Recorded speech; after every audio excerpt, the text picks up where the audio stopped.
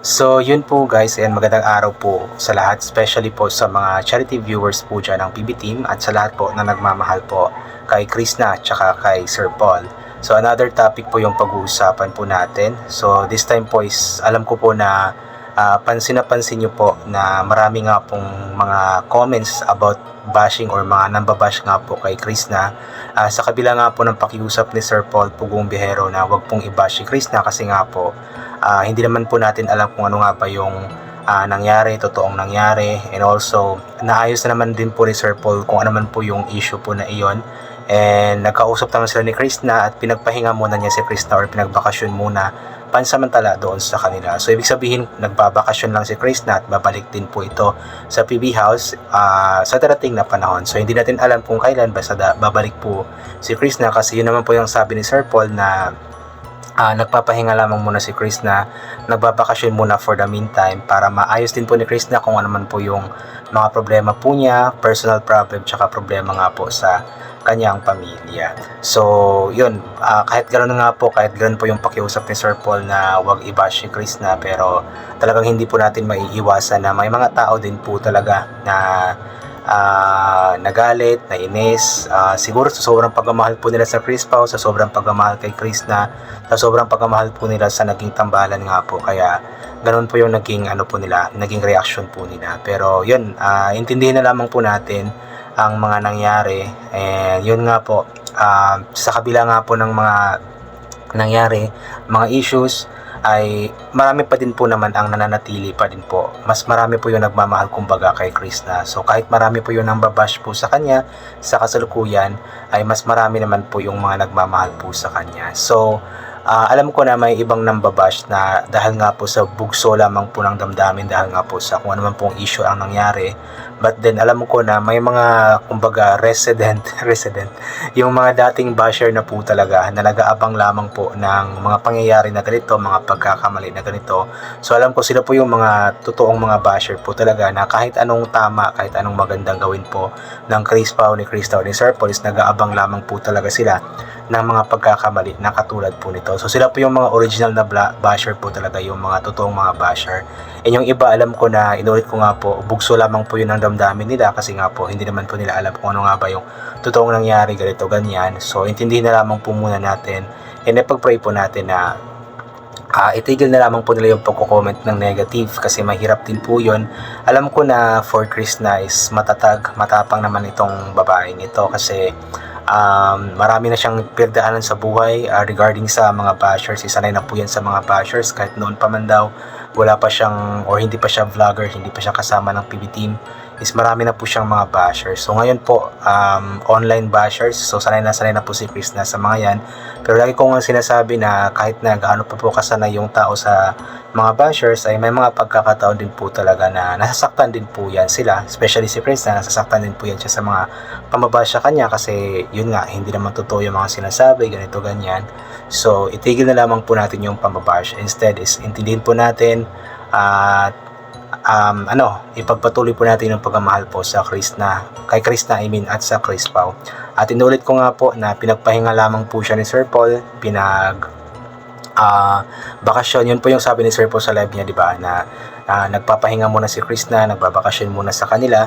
Then for the meantime, habang nagbabakasyon nga po sila, is in-encourage nga po siya ni Sir Paul na mag-vlog din po para kahit papano is may ma-upload po siya at may kikitain din po siya habang nagpapahinga nga po siya. And I believe meron siyang upload recently lang about nga po dun sa parang namalengke po yata siya kasama ang kanyang lola. Hindi ako sigurado, hindi ko pa kasi napanood yung vlog. So panoorin po natin always po yung mga ina-upload po ni Krishna para makatulong din po tayo sa kanya. And of course, panoorin po din po natin always yung mga ina-upload po ng PB Team, especially po si Sir Paul kasi prayo po nila ngayon yung ano po talaga, yung pag-charity, yung pagtulong po talaga. Kasi yun naman talaga yung kumbaga goal nila in life, yung mission nila in life, yung makatulong po sa mga kababayan po natin, especially nga po sa mga katutubo dito sa Mindanao. So yun, inulit po natin na kahit marami man po ang mga nambabash kay Krishna sa kasalukuyan, pero mas marami naman po ang nagmamahal nga po sa kanya. At alam ko yung mga nambabash po ngayon, yung mga nadala lamang po ng bugso ng damdamin, alam ko na may himasmasan din sila balang araw. So antayin po natin yun. Antayin po natin na muling magkasama nga po ang Chris Pao. Antayin po natin na muling makasama si Chris na sa PB Team at ni Sir Paul. So ito po, basahin po natin yung ilan po sa mga komento ng mga taong nagmamahal po kay Chris na. Of course, wag nating basahin yung mga negative. Kung napapansin nyo po, yung mga binabasa ko lamang po dito na comments is yung mga positive comments po, kasi good vibes lamang po tayo dito. Hindi po ako nagbabasa ng, although sometimes may mga negative, pero hindi siya as in negative na nakakasakit na po ng puso. So ano po kasi yun, bad vibes po kasi yun. So para sa akin, ayaw ko din magbasa ng mga ganoon. So ito po mula kay Delmar Costino Mayan. Like I said, Chris, na laban lang sa buhay, walang binigay si Lord na di kayang marisolba.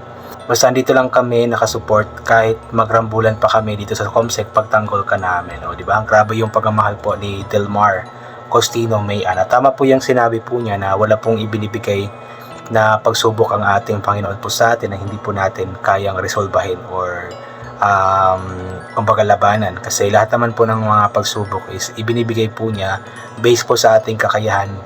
Kung alam po ng Diyos na kaya po natin itong i-resolve, ay talagang binibigyan po tayo ng pagsubok para maging matatag po tayo. Ang pagsubok po is binibigay po yun sa atin para mas maging matatag po tayo sa ating mga buhay. Luzada Sheehan, be consistent sa upload mo be, embrace your potential. Yung limitations kasi live only in your minds. Kaya mo yan na maging reality din ang dreams mo. Pangon, we support you all the way. Lahat ng TV dito naka-on pag may upload ka, including all our CP without skipping ads. Take a deep breath and fighting. God knows that hindi mo deserve all this hate. Malagpasan mo din dito. Grabe po yung support ni Luzada Shado. Lahat daw po ng TV and gadgets or CP sa kanilang bahay is naka-turn on or naka-play po ng mga videos ni Chris na kapag may upload. So grabe po yung pagmamahal po niya kay Chris na. Harmelita Hardineco, ayan, dyan ka namin hinangaan at minahal dahil sa totoong tao ka at sobra-sobra ang pagmamahal mo para sa iyong pamilya. Kaya laban ng lagi, Chris, makakamit mo rin ang mga pangarap mo balang araw. Yun po, nakakatuwa nga din po yung or nakakahanga po yung pagmamahal po na ibinibigay ni Chris na sa kanyang pamilya. Talagang ramdam po natin yung pagmamahal po ni Chris na sa kanyang pamilya po talaga. Liza Lerona, Chris na mahusay V2. As a fan, di man tayo magkakilala personally, pero I believe in you, Chris na. Natupad mo lahat ng dreams mo para sa sarili mo at sa family mo, kasi totoo ka sa sarili mo, maliskarte at marunong makisama. Dahil dyan, you truly deserve real happiness in this world. Proud ako sa iyo always. Yes naman po, lahat naman tayo is deserve po ng happiness, especially for Chris na grabe po yung pagmahal at sakripisyo po niya para sa kanyang pamilya. She truly deserves po ng happiness.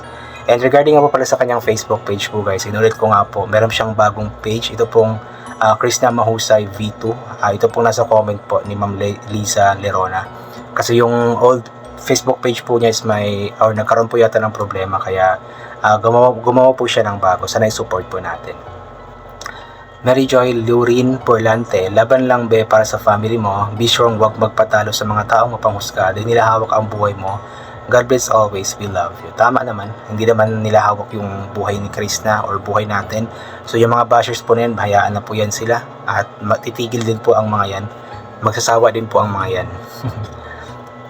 Elizabeth Odayat, pagsubok lang yan, mahal ka ng ating Panginoong Diyos. Kumbaga, hinihanda ka lang, be brave. Ang bagyo nga huminto, ganun din ang buhay natin. Meron talagang mga tao na mapanghusga. Akala nila napakalaking kasalanan mo.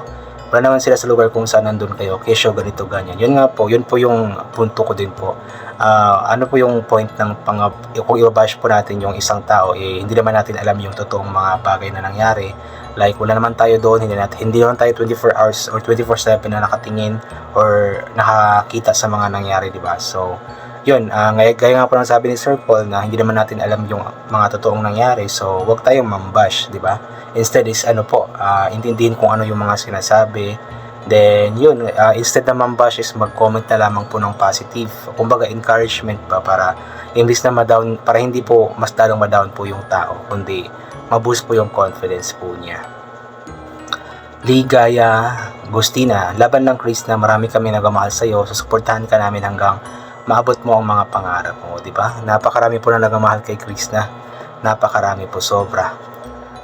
Lina Ladik Gabuay, hi Chris na, mag-vlog ka na, sayang wag ka magpatalo sa mga bashers, ikaw lang ang kawawa, lumaban ka, wag magpa-apekto itayo mo ang bandila mo bilang babae, mag-vlog ka, dami nag-aantay sa vlog mo. Sabi naman ni Sir Paul, mag-vlog ka habang nagpapahinga ka. Yun nga po na sabi ni Sir Paul na in-encourage nga po, sinabihan nga po niya si Chris na mag-vlog si Chris na habang nagpapahinga. And yun nga po, may upload naman si Chris na hindi nga lang palagi. Just like before God, hindi siya palagi nag-upload. Sometimes lamang siya nag-upload. So may upload po siya bago. So panoorin po natin iyon para makatulong din po tayo sa kanya. So yun po, I think hanggang dito na lamang po muna itong gagawin ko na reaction video. So inulit ko nga po palagi, ang galit po natin magdasal, magpasalamat sa lahat ng mga bagay na ating natatanggap kahit na di po natin ito hinihingi. So God bless po and bye for now po.